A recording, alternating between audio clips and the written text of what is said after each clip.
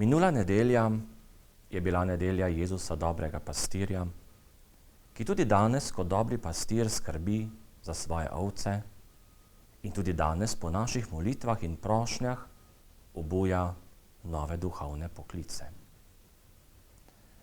Ko smo te dni zaključili teden posebne molitve za duhovne poklice, to ne pomeni, da je molitev zaključena.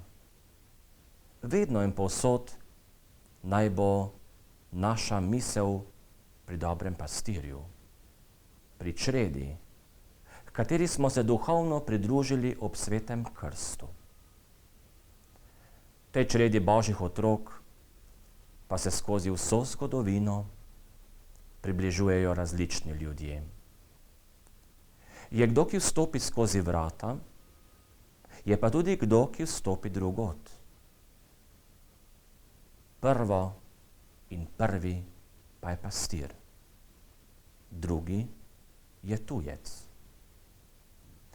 Jezus se je poistovetil s prvim in pokazal na svoj domač odnos do ovc, ki se izraža preko glasu, s katerim jih kliče in ki ga one prepoznajo ter gredo za njim. Kristus, dobri pastir, je postal vrata zveličanja za človeštvo, saj je daroval življenje za svoje ovce.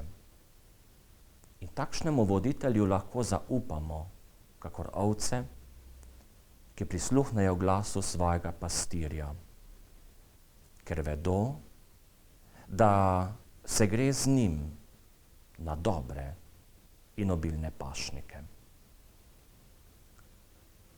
Ko smo vstopili v Marijin mesec maj, šmarnični mesec, in se priporočamo njeni priprošnji, naj nam zares tudi ona pomaga, da bi bili z njeno pomočjo pripravljeni velikodušno hoditi za Gospodovim glasom. V teh dneh se cerkev raduje tudi godu svetega Florjana, tistega velikega ljudskega priprošnika, ki ga ponavadi uzremo v sliki ali kipu ob gasilskih domovih.